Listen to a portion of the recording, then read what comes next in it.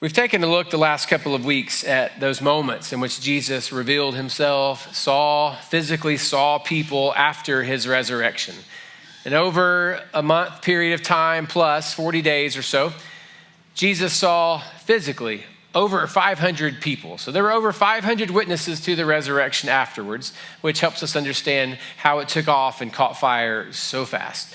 Yes, it was a supernatural work of God, but there was also a lot of people who saw him. It's hard to deny the resurrection when you actually had a meal with him. And so it happened over and over. Jesus revealed himself in that way. So we're taking a look at some of those moments. And where we're going to be today in the book of John, the fourth book in the New Testament, we have Jesus having his at least third time to be with the disciples, but it's been several days, if not a couple of weeks, since they last saw him.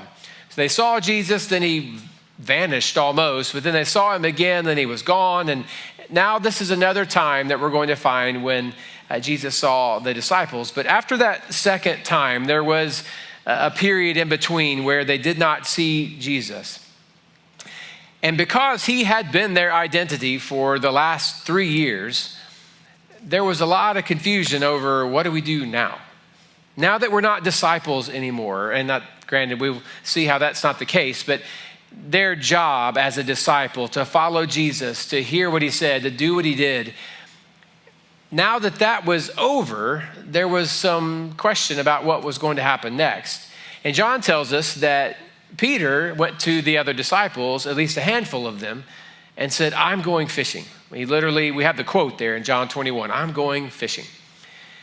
So when he said, I'm going fishing, there was a lot there because Peter was now going back to the life that he lived prior to knowing Jesus, at least in practice. He was a fisherman. There was a moment in which Jesus showed up and said, Peter, follow me, I'll make you a fisher of men. And from that time forward, he had abandoned that life. Not saying he hadn't picked up a pole, a rod and reel, or net, or anything like that. It wasn't Zebco, but he hadn't picked up anything since then. But that wasn't his job. That had not been his focus for sure. And he had not fished professionally necessarily since then. So when he said, I'm going fishing, he was saying, I'm going to go back and do what I know. And when we don't know what to do now, we usually go back to what we knew before now, before whatever happened that made now. And some of the other disciples, at least 6 of them, told Peter, well, I'll go too. So we've got this group of 6 or 7 disciples that have decided to go and fish together. And when they went on the boat and went to go fish, it wasn't as if they were turning their back on their faith. They were just walking away from the work. They were walking away from the mission. They hadn't stopped believing. They had just stopped doing. So now they're going back to what they did before. And we've all seen this. We have friends. There are people in our lives that we remember seeing them when they first said yes to Jesus.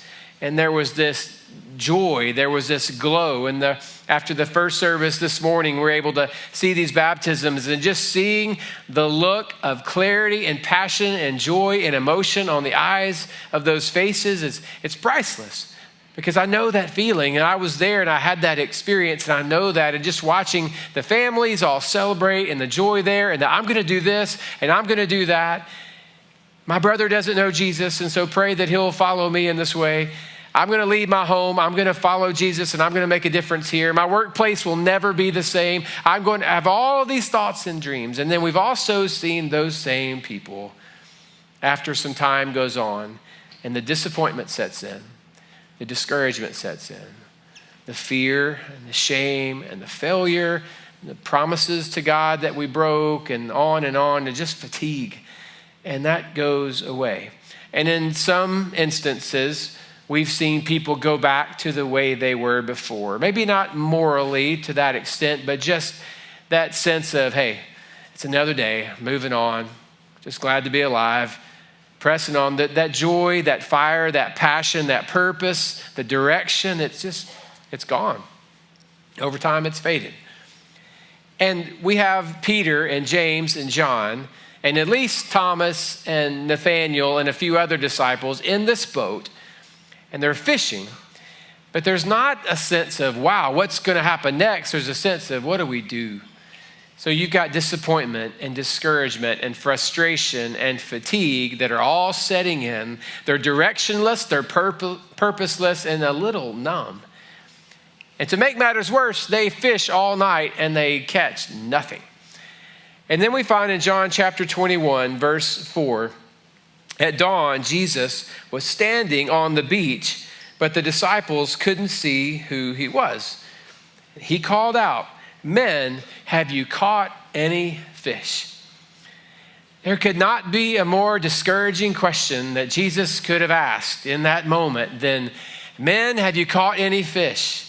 Not even the positive spin on how many have you caught, assuming you've caught something, just have you caught a single fish, men?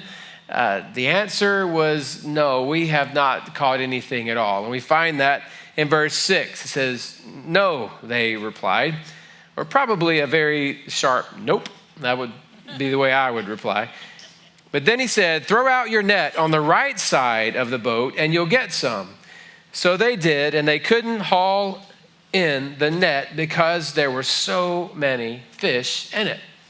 Then the disciple Jesus loved said to Peter, "It's the Lord."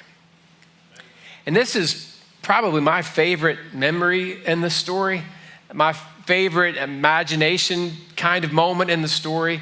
When I read through the Gospels especially, any of the stories of Scripture, my mind starts to go on what this looked like and how this probably unfolded.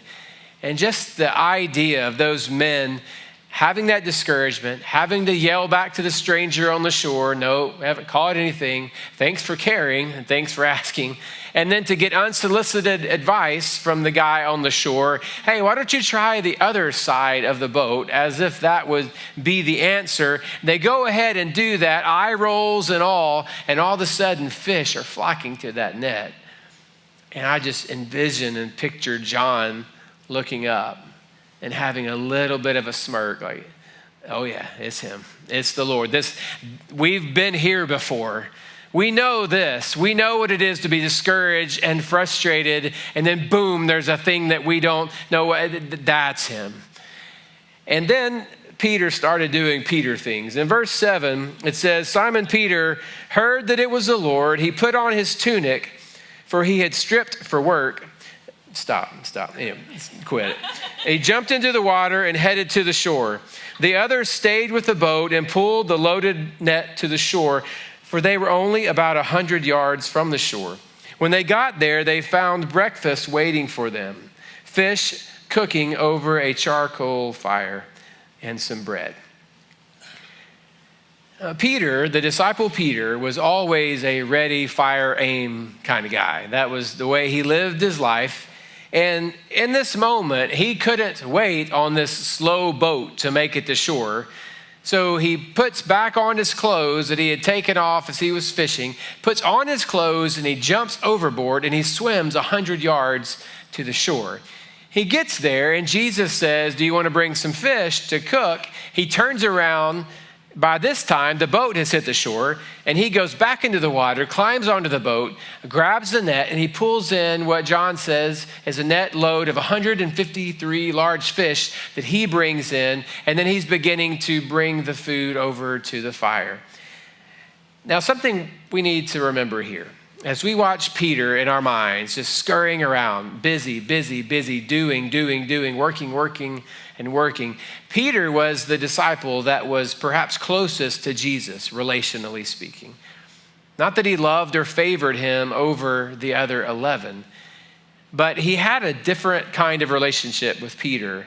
And all throughout the Gospels, we find this. And Peter, James, and John actually saw things, experienced things, heard things that the other disciples didn't get to see, experience, and hear. So we know there was a closeness there, and the more we read, the more you get the feeling that Peter is always right there. But John, the one who wrote this letter that we're reading from, this account of Jesus' life, John refers to himself as the disciple that Jesus loved. And so there is obviously some bit of healthy rivalry and competition between John and Peter and who was closest to Jesus along the way. But we know Peter was always getting himself in a position of trying to be that one as well. So there were certainly conversations that had been had face to face away from the other disciples. But all we know is that the last meaningful conversation that Jesus and Peter had up until this day, the last meaningful time they had, Jesus looked at Peter and said, "You are going to turn your back on me. You're going to deny me. You're going to deny you even know who I am. Not once, not twice, but 3 times. And Peter, of course, said, that's ridiculous. I'm the one that's closest to you. Regardless of what John thinks, I know I'm the one that has that relationship with you. And if everybody else falls away, you can count on me." We don't see any more conversation between the two of them of any significance up until now, and a lot has happened. Obviously, Peter denied him just as Jesus said 3 different times. He watched Jesus arrested. He was the one that was snooping around and creeping through the woods, watching Jesus, and through the trees and watching everything unfold. And by the fire, listening and trying to hide, he saw that. He saw Jesus beaten. He saw him tried. He saw him sentenced to death. He saw him flogged, and he saw him die. And then after that, he saw an empty tomb, and they've had 2 times where he's been with other disciples and they've seen Jesus. But as far as that one-on-one, they haven't had that. So now Peter is in front of Jesus again. And from their perspective, who knows when he's going to disappear and be gone. So let's take advantage of this moment. And Peter hasn't had that time with Jesus to address the obvious problem and the thing that happened between them. So he stays busy, which is what many of you do when you are trying to figure out how to navigate a situation, when you're struggling through disappointment, when you're embarrassed, when you're around that one that you said that thing about. You just try to stay busy. You just try to stay active. Maybe if I can continue moving on, it will go away. And maybe if I can continue to talk, eventually I'll wear them down and we won't have to address what went on. So Peter is staying busy. But then at some point, after they had had their meal together, we find Jesus and Peter on a walk together, just the 2 of them. I don't know how that unfolded, and I wish I knew. I wish I could have seen that picture. Because if you want to have a private conversation with someone and you have to transition from a party to that, where a party around the breakfast here, you got to get out of that group and get alone. There's just only a few ways that can happen. You can have the facial expression, the nod, the kind of, like, hey, that whole deal, it's awkward, and you kind of hope someone else doesn't see it, and maybe that's what happened. I have a hard time thinking Jesus just looked up from the meal and said, "Peter, a moment, please." Like, that would have been very uncomfortable. That's that first grade moment of everybody going, ooh. Like, they knew if Jesus had done that, they knew what was going on. I don't know, just a hard time speculating. And this is not in the Bible. I'm just trying to imagine it, and I don't feel that. But somehow Jesus was able to get Peter's attention, and they were able to be alone. And they took a walk. And as they walked, Peter stayed quiet, and Jesus was the one talking, at least in the beginning. And in verse 15, it says, Jesus asked Simon Peter, "Simon, son of John, do you love me more than these?" "Yes, Lord," Peter replied. "You know I love you." "Then feed my lambs," Jesus told him. Jesus repeated the question, "Simon, son of John, do you love me?" "Yes, Lord," Peter said. "You know I love you." "Then take care of my sheep," Jesus said. A 3rd time he asked him, "Simon, son of John, do you love me?" Peter was hurt that Jesus asked the question a 3rd time. He said, "Lord, you know everything. You know that I love you." And Jesus said, "Then feed my sheep. I'll tell you the truth, when you were young, you were able to do as you liked. You dressed yourself and went wherever you wanted to go. But when you are old, you will stretch out your hands and others will dress you and take you where you don't want to go." Jesus said this to let him know by what kind of death he would glorify God. And then Jesus told him, "Follow me." Now, that's a heavy, heavy encounter that we have a hard time grasping because we're so far removed and we did not experience what Peter experienced. But Peter knew he was taking a walk with his shepherd. He understood the imagery. He understood the analogy. He got what Jesus was saying. That just as he had followed his shepherd was now saying to him, I want you to do what I've been doing. You are going to do what I have done the way I have done it. You're going to follow my example, and you are going to be a leader of people. Just as I told you, you would be 3 years ago. I called you out and said you're going to be a fisher of men. Apparently, you don't grasp fishing as well as you thought. So now let's go a different way. You're going to be a shepherd of sheep. You're going to take care of my people. You're going to do what I do and what I have done the way I have done it. Peter was not just a disciple because he learned what Jesus taught. Peter was a disciple because he did what Jesus did. And from Peter's perspective, for 3 years, he had followed Jesus. And now Jesus is revealing those 3 years weren't about you experiencing something. Those 3 years were about you being prepared for something. It was preparation for what I have in store for you. I called you out to make a difference. I called you out to be a leader of people, and you fell on your face. You've fallen down. You blew it. But we're going to get back up, and I'm going to dust you off, and we're going to get back to doing what I called you to do in the first place. So there are some things that I want us to close up and grasp in this story. And the first is this: your fall is not as strong as your call. No Dr. Seuss intention here, but just the rhythm of it. I want us to get this. Your fall is not as strong as your call. There was a time when God put a calling on your life, when you were awakened to what God really wanted for you. And you might not have considered it a calling, but it was God saying, here is where I've placed you. Here are the opportunities I've given you. Here are the talents I've given you, the abilities and the passions. I've given you all of these things because I've got a plan. I've got a purpose for you, and I want you to use those. And there was a time when you were excited about that, and you were passionate about that. You were determined to tell everyone in your circle about what God had done in your life. And you wanted them to experience the peace that you had found. You wanted them to know the forgiveness that you had experienced. And you began to look around, well, I'm a leader in this way, and I've got this, I'm on this team, and I'm at this workplace, I'm in this neighborhood, and I'm in this group, and I've got these people, and this is where I'm going to lean. This is where I will serve. This is where I will show what it is to be a follower of Jesus, and this is how I will lead other people. And there was a time that each of you who know Jesus were really excited about that. But over time, stuff happens. Discouragement, disappointment, unmet expectations, fatigue, just flat out failure. You messed up and you fell.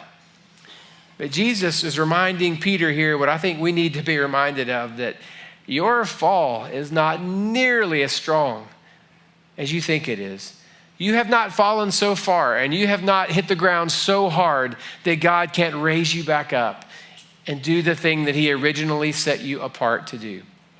God didn't call out Peter and say, well, you failed at that, so now let me punish you by putting you in seclusion. You will pray the rest of your life to work that. That's not what he did.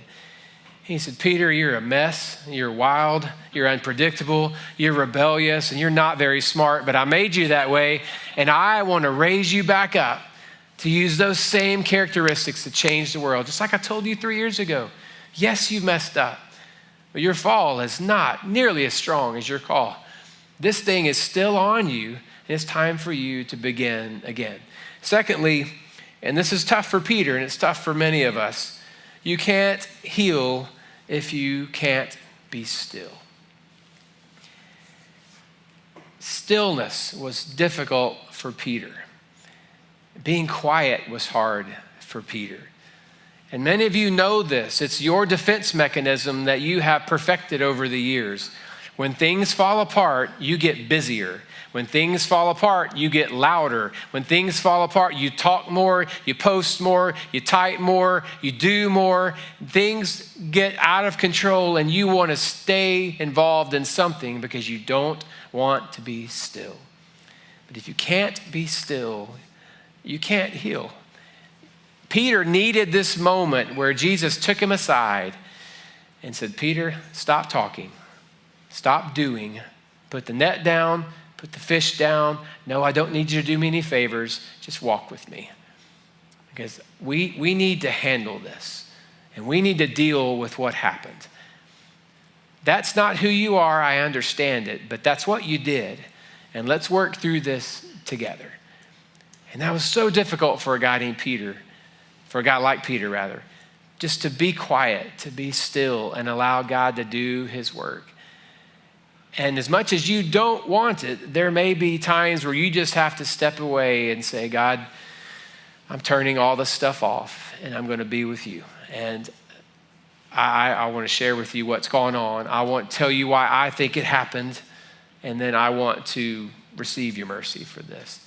And Peter needed that time. He would still be a man of action, but God needed to spend a time healing him, and he had to be still. And then third, quitting on your calling does not change your value. It hides it. Those of you who have walked away from those things that you promised God you were going to do, you were going to be this kind of husband, that kind of mom. You were going to be this kind of worker, this kind of neighbor, this kind of athlete, this kind of leader, this kind of coach, this kind of teacher, this kind of employer. You had all of these plans and you were excited about it, what you were going to do and how you were going to do it.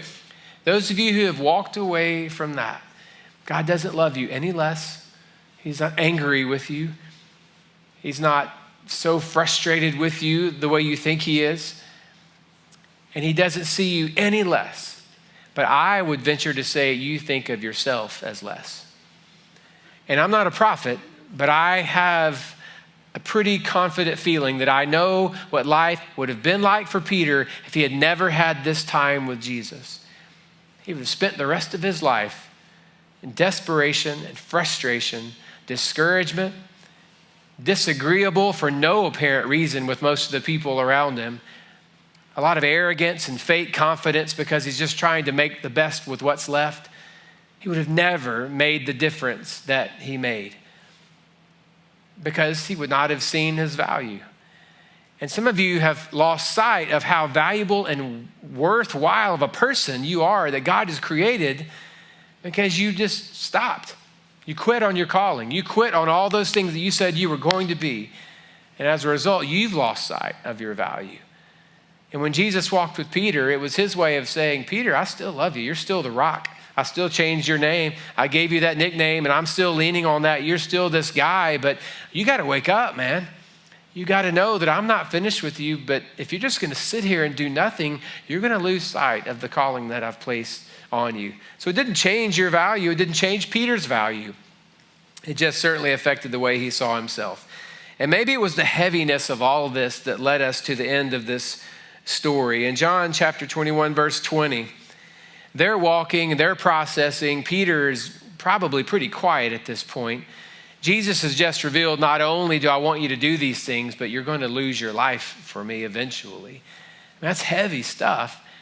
And we find in verse 20, Peter turned around and saw behind them the disciple Jesus loved. And Peter asked Jesus, what about him? What about that guy? So there's one, the fact that John is creeping around on their conversation is a little disturbing. And the fact that he wrote this and chose, like I would have not included that in my story, that I followed these people in their private conversation and I was hiding in the bushes trying to hear what was going on. Because Peter's at this heavy moment and he turns around and sees John pretending to whistle and just turn around like Peter turned to Jesus and said, what about him? He going to die too? I mean, we're going to do this together, right? He's the one that refers to himself as the one you love anyway. Like, so if anybody's going to die for this whole cause, then Jesus gives him a reply in verse 22 and says, If I want him to remain alive until I return, what is that to you? As for you, follow me. He said, man, don't worry about him. Quit comparing your calling to somebody else's. That got you in this mess in the first place. Like, stop it. What I'm doing with him and what I'm doing with you are independent. Those are independent of each other. We're both moving towards the same purpose in the same story, but I have written different parts. And you have a role, a very valuable role, and so does he. And don't worry about him. You just continue to follow me. Your calling and your gifting and your purpose is yours. And the quickest way for you to abandon your calling is to start comparing it to the calling God has on someone else's life. Because listen, just as you would probably fail if you tried to do what they do, they would fail doing what you do too. Because they weren't made for yours and you weren't made for theirs. And there is a calling that God has placed on your lives. And some of you have felt it. And shockingly, within just a matter of months or a couple of years, it's already in the distance. That you've already faded from that. So how do we get back to that point? Where do we go if we have abandoned our calling, if we've quit on what it is that we initially and originally got so excited about God doing in our lives? Just a couple of simple words of encouragement. One, admit why you quit. Just spend some time with God saying, God, I know I blew it, but I was lonely. I know that's why I did what I did. I was discouraged. I was disappointed. I know why I did what I did. I'm not going to try to blame it on anybody else. It was my issue. Because what Peter discovered was that he had spent 3 years preparing himself to battle and take down anybody. If you had an ear, Peter was ready to tear it off. Like if you were ready to fight, he was ready to go. There was a revolution happening. But Peter never, ever figured out that his greatest enemy was going to be the man within. He was ready to fight all the men without, but the man within, he couldn't. And his pride, his fear, his insecurities took him down to the lowest point of his life, of walking away from the one that he said he would give his life for.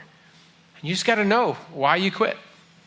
Not to play games, not to pretend, but this is why it happened. And then secondly, clarify the call.